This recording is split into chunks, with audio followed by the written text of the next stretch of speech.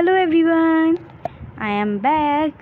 So everyone, मैं आपको बता दूं, आज हम हिंदी करने वाले हैं जो बहुत इजी सब्जेक्ट है और सभी को बहुत आसानी से समझ में आ जाता है। वैसे इसकी क्लास लेने की ज़रूरत तो नहीं है, फिर भी जिन बच्चों के स्टोरी तो पढ़ लेते हैं हिंदी की, मगर उसका जो सही मोरल होता है, सही जो व्याख्या, सही जो चीज़ें बताई जा रही होती हैं जो हमें सीखनी चाहिए, वो हम नहीं सीखते। ओनली हम पढ़ लेते हैं और हो गया, काम हो गया और एग्ज़ाम में कर दिया। मगर जो हमें चीज़ें सीखनी चाहिए वो हम स्टोरी को अच्छे से समझ के सीखेंगे।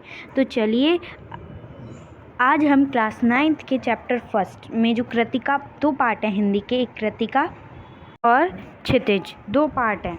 तो आज हम उन 2 पार्ट में से एक पार्ट लेंगे, उस पार्ट का नाम है क्षितिज। ओके, उस पार्ट में हमारा चैप्टर नंबर 1 है। चैप्टर नंबर 1 जो मुंशी प्रेमचंद जी द्वारा लिखा गया है वो है 2 बैलों की कथा। 2 बैलों की कथा, इसमें हमें 2 बैलों की कथा बताई जाएगी। तो चलिए, लेट्स रीड। प्रेमचंद जी के बारे में पहले उनकी जीवनी पढ़ लेते हैं, ओके, ताकि हमें वो याद रहे और हमारे एग्ज़ाम में इससे रिलेटेड कुछ आए तो हम उसे कर दें। प्रेमचंद का जन्म सन 1880 में बनारस के लमही गांव में हुआ था। जो प्रेमचंद जी थे, उनका जन्म, सभी का जन्म होता है, तो उनका जन्म 1880 में बनारस जो हमारे उत्तर प्रदेश में है, बनारस के लमही गांव में हुआ था। उनका मूल नाम धनपत राय था। जो उनका मूल नाम था वो धनपत राय था।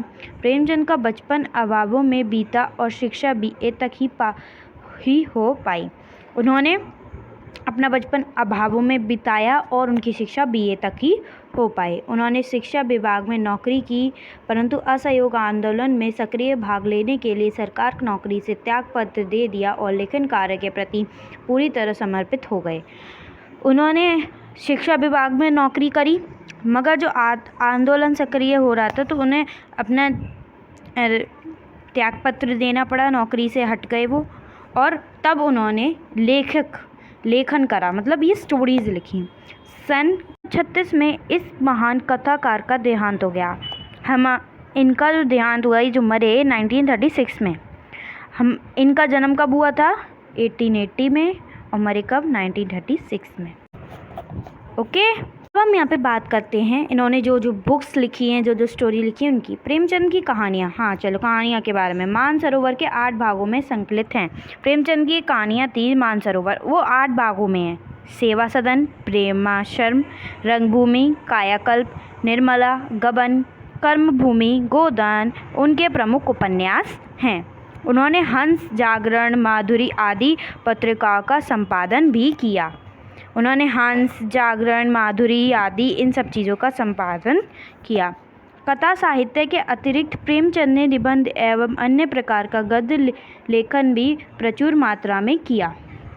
प्रेमचंद साहित्य को सामाजिक परिवर्तन का सशक्त माध्यम मानते थे। उन्होंने जिस गांव और शहर के परिवेश को देखा और जिया, उसकी अभिव्यक्ति उन्हें कथा साहित्य में मिलती है। किसानों और मजदूरों की दयनीय स्थिति, दलितों का शोषण, समाज में स्त्री की दुर्दशा और स्वाधीनता आंदोलन आदि उनकी रचनाओं के मूल विषय हैं।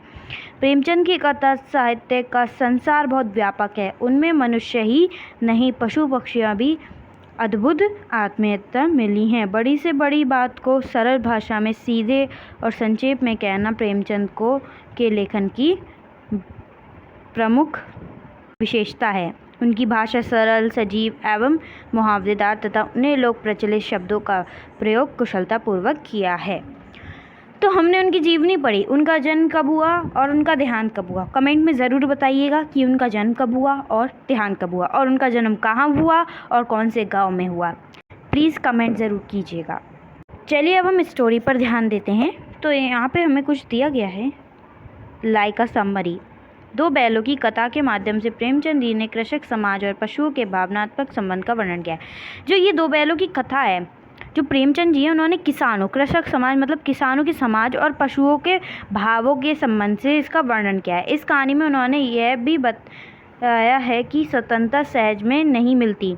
इस कहानी में उन्होंने ये भी बताया कि जो स्वतंत्रता है वो आसानी से नहीं मिलती, उसके लिए बार बार संघर्ष करना पड़ता है। इस प्रकार परोक्ष रूप से ये कहानी आज़ादी के आंदोलन की भावना से जुड़ी है।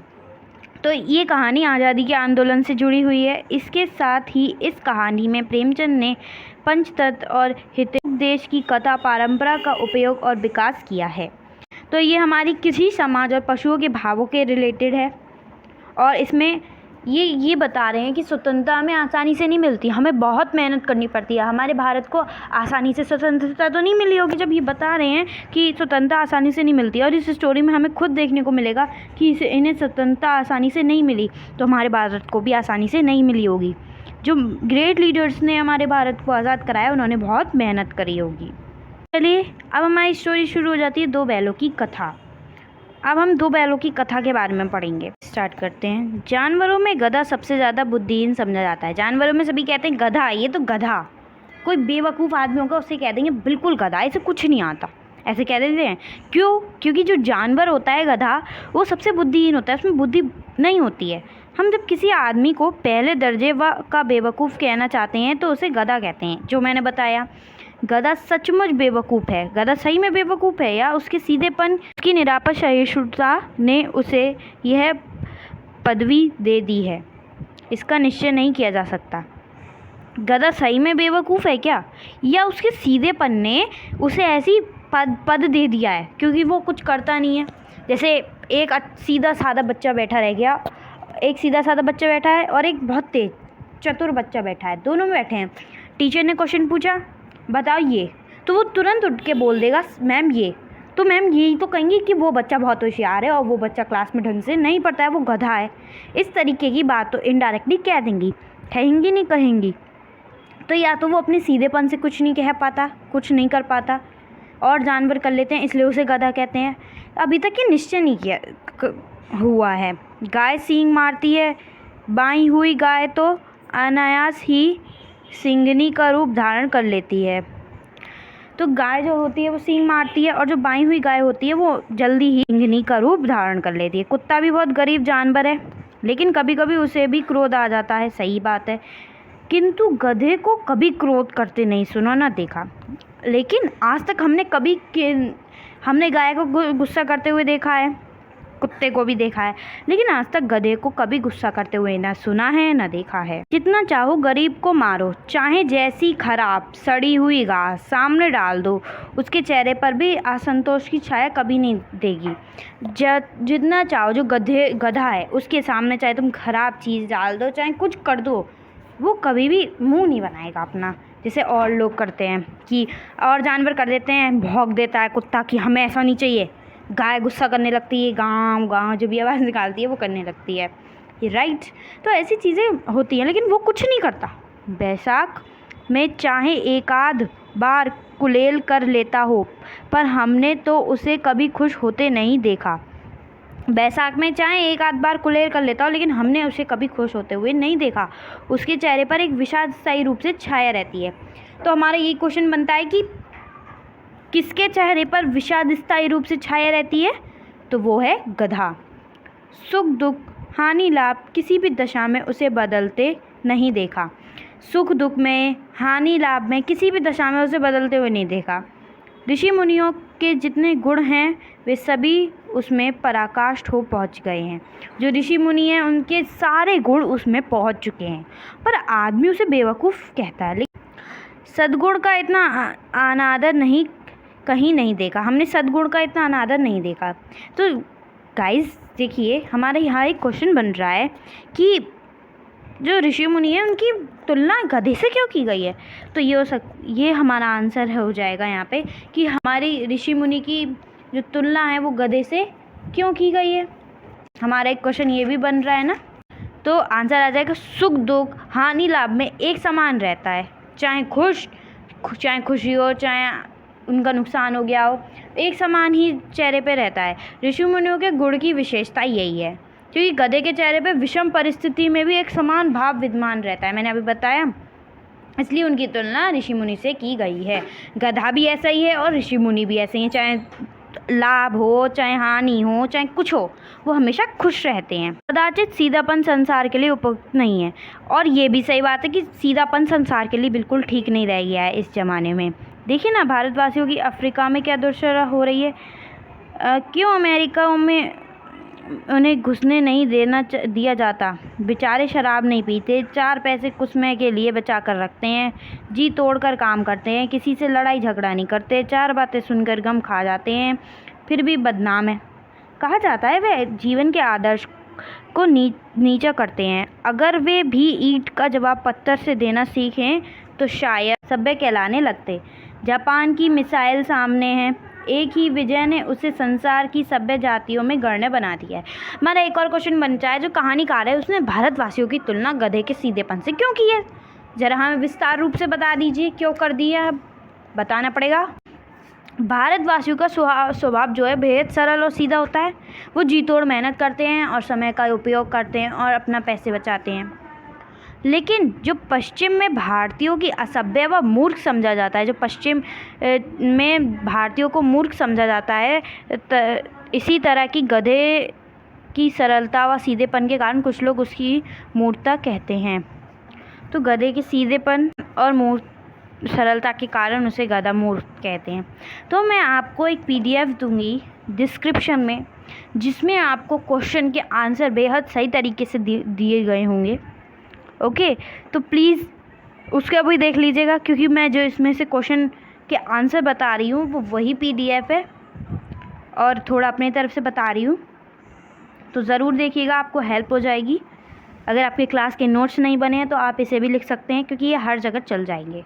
ओके, लेकिन गधे का एक छोटा भाई भी है। लेकिन गधे का एक छोटा भाई भी होता है जो उससे कम ही गधा है, और वह है बैल। वो है बैल।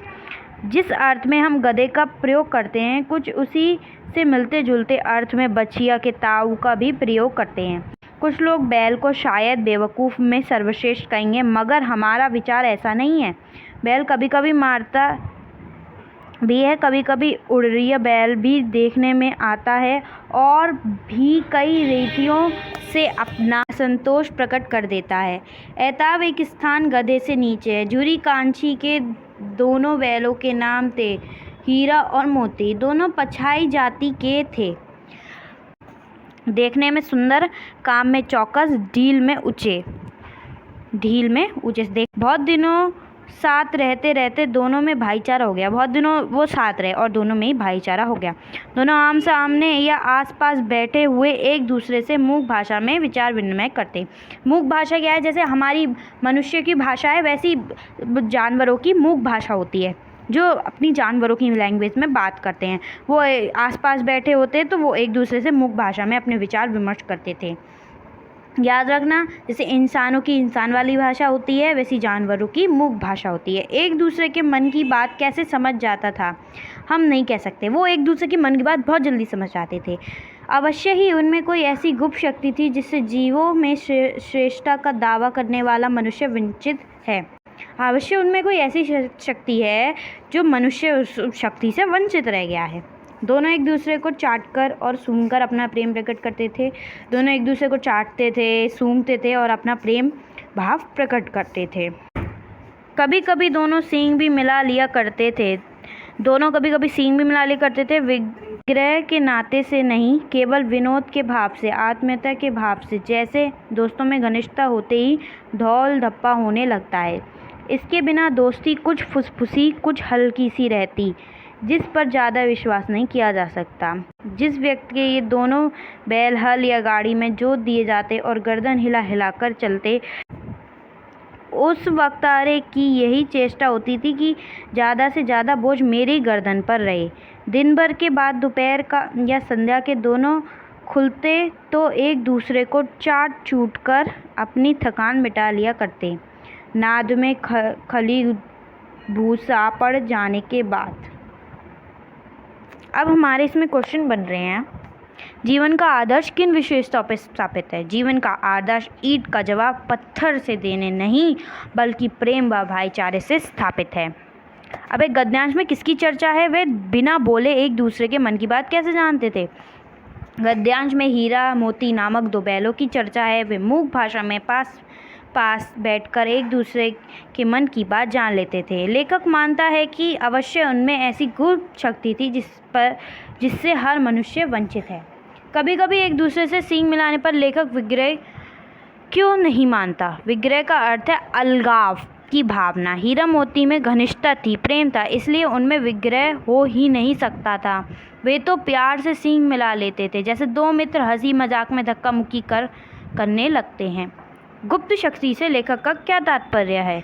गुप्त शक्ति से लेखक का तात्पर्य उस शक्ति से है जिससे के माध्यम से पशु पक्षी बिना बोले एक दूसरे की बात समझ जाते हैं। इस गुप्त शक्ति के सहारे संपूर्ण प्रकृति संचालित होती है।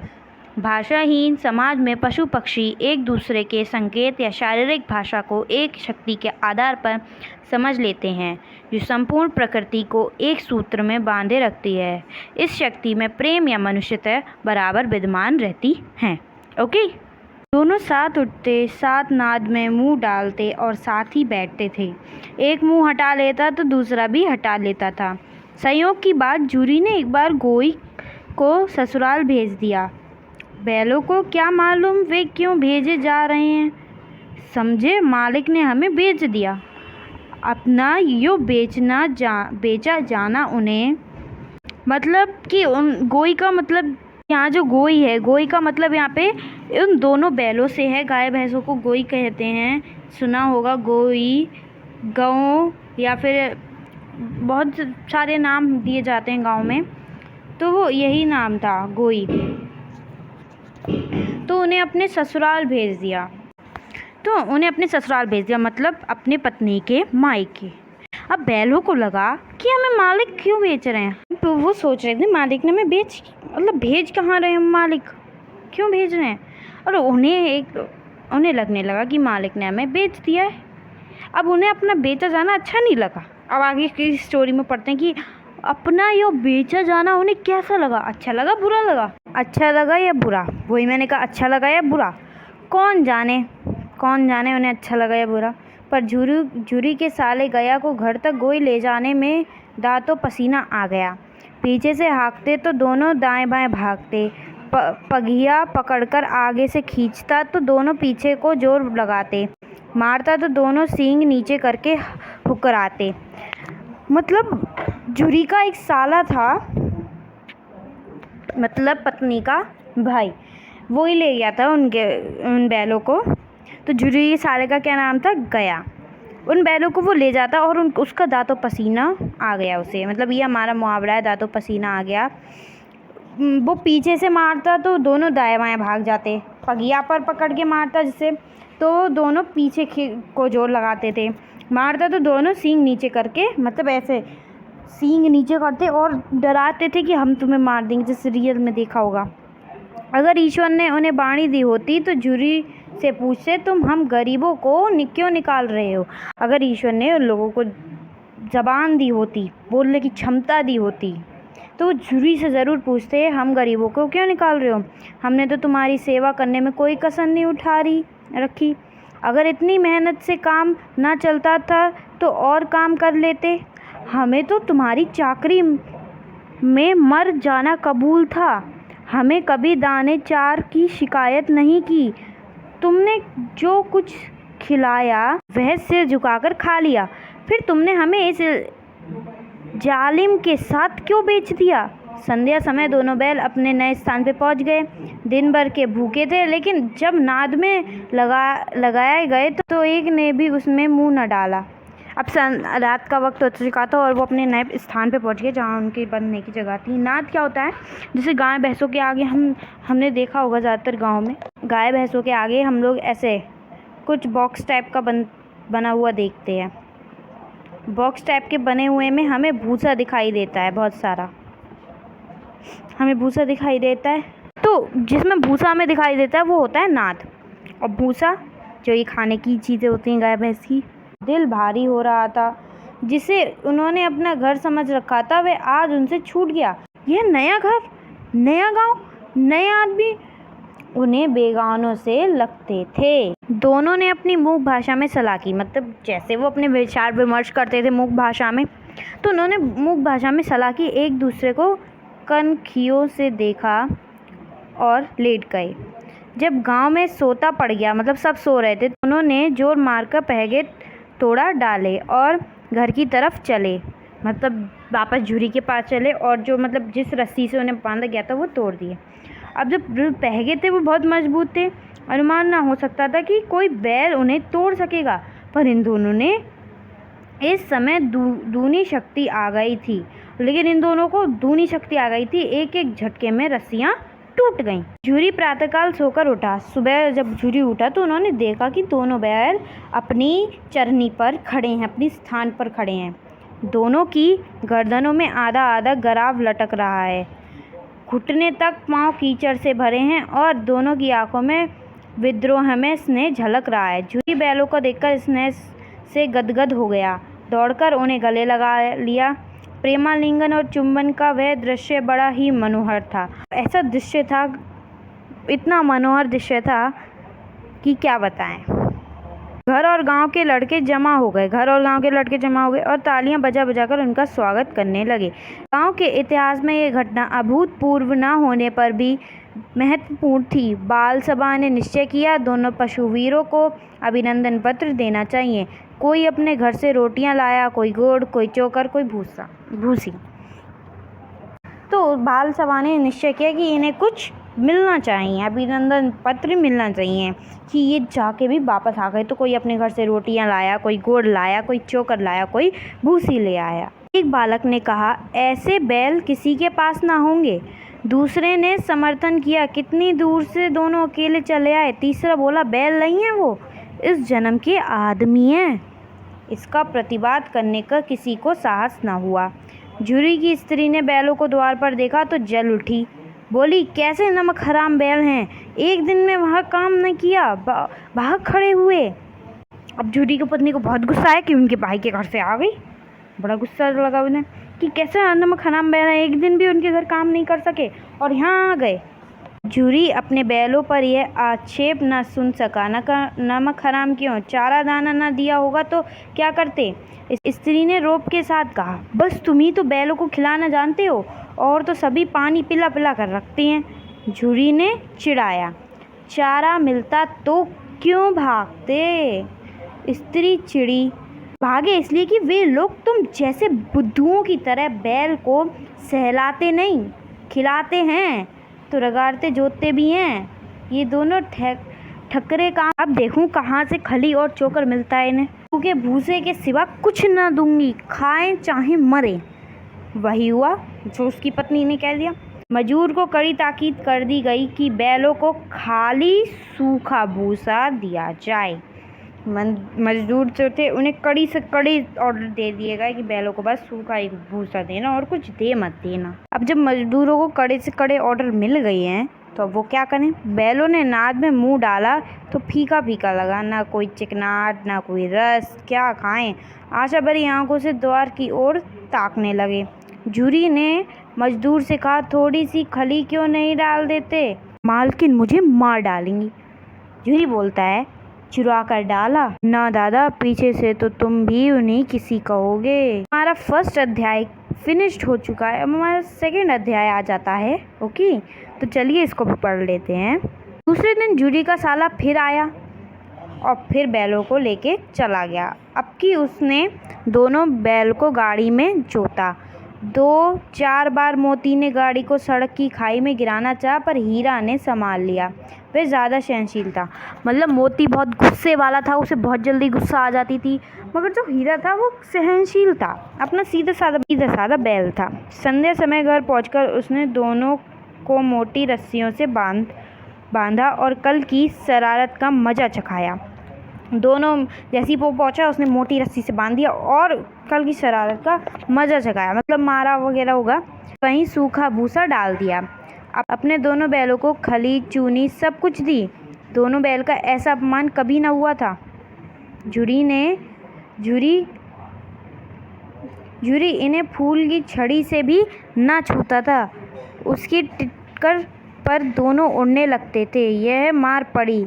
आहत सम्मान की व्यथा तो थी ही, पर उस पर मिला सूखा भूसा, नाद की तरफ आंखें तक न उठाई। दूसरे दिन गया ने बैलों को हल में जोता, पर इन दोनों ने जैसे पाँव न उठाने की कसम खा ली थी।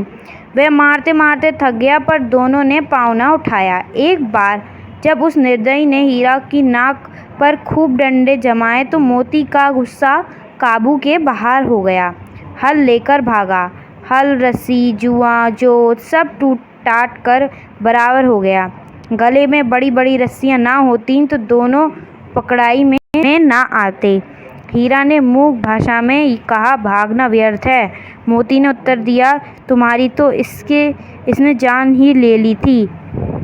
अब की बड़ी मार पड़ेगी। पड़ने दो, बैल का जन्म लिया है तो मार से कहाँ तक बचेंगे।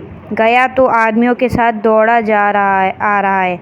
दोनों के हाथ में लाठियां हैं। मोती बोला, कहो तो दिखा दूं कुछ मजा, मैं भी लाठी लेकर आ रहा है।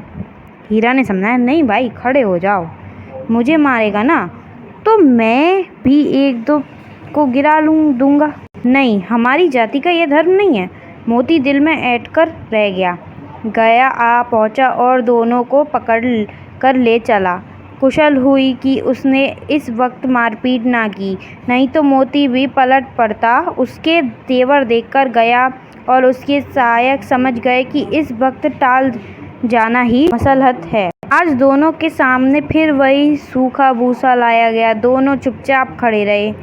घर के लोग भोजन करने लगे। उस वक्त छोटी सी लड़की 2 रोटियां लिए निकली और दोनों के मुंह में एक में देकर चली गई। उस एक रोटी से इनकी भूख तो क्या शांत होती, पर दोनों के हृदय को मानो भोजन मिल गया। यहाँ भी किसी सज्जन का वास है।